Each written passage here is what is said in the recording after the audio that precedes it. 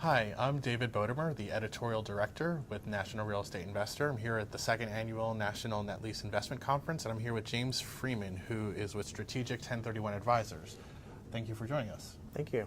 So you're speaking today on a panel about basically alternative investment vehicles like within the net lease space. Could you sort of, I guess, tell us a little bit about, I guess why don't we start with a little bit about your company, and then we can talk a little bit about what the panel might take up.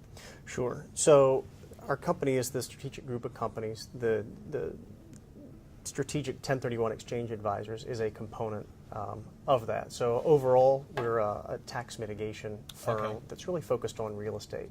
So as you can see, the 1031 exchanges are a part of that. We also do a lot of tax credit-based work and opportunities within the real estate sector. Right.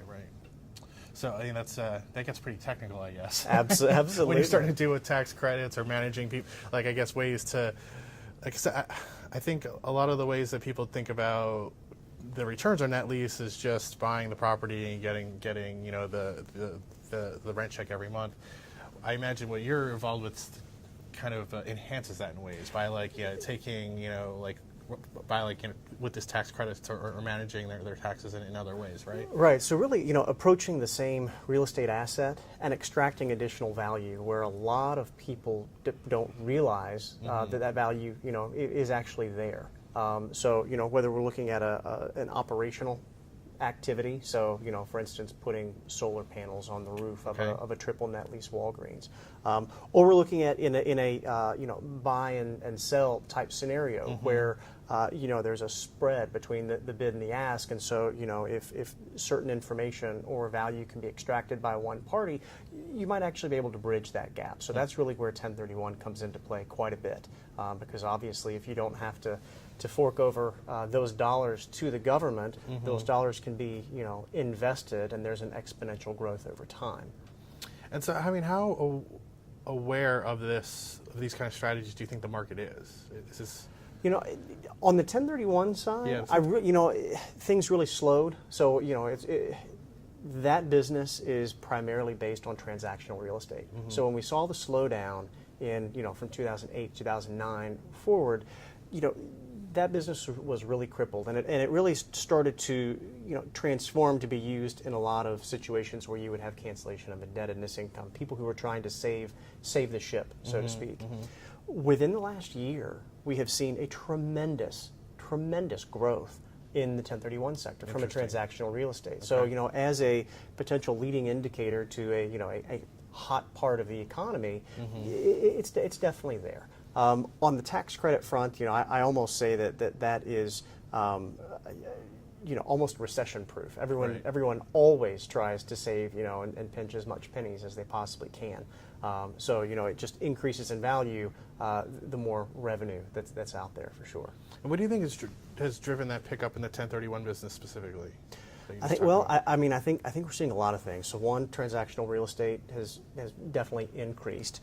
We're also seeing a lot of construction out there. Okay. So inventory is being limited. We're seeing a lot of dollars that were on the sidelines that are now being deployed. A lot of people, I think at least mentally, are seeing indications of an economy that's going up, and all the cash that they've been hoarding on the side, which has been kind of a reserve cash to just hold on to and wait for that good deal.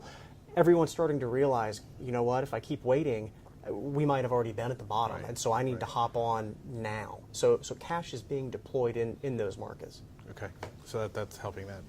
And then with the tax credit piece, what does that include? Does that include I'm sure there's tax credits for all sorts of things. How does it kind of play into this part of the business? Sure. So a number of ways. So whether like I said, whether you are an owner of a triple net lease asset, or if you are someone who makes a decent amount of money for it to be worthwhile, there are ways that you can talk with your CPA that you can explore for tax credits.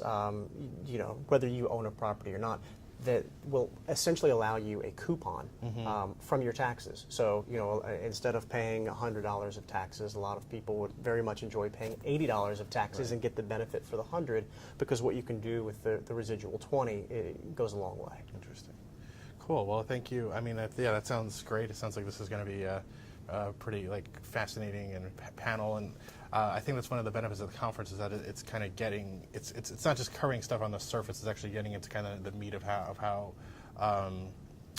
of different aspects of this business and how deals are done, and not just like kind of talking on the macro level. So Certainly. I mean, I think when we look at, expanding your horizons, alternative investment vehicles, at first glance, it's kind of one of those catch-all, kind of blanket topics, but I think it's going to be one of those where it's going to really add some value for a lot of the people in the audience to really get, learn something that maybe they didn't know at the beginning of the conference and really help enhance their overall deals or their portfolio. Great. Well, thank you again for spending some time with us. Great. Thank you.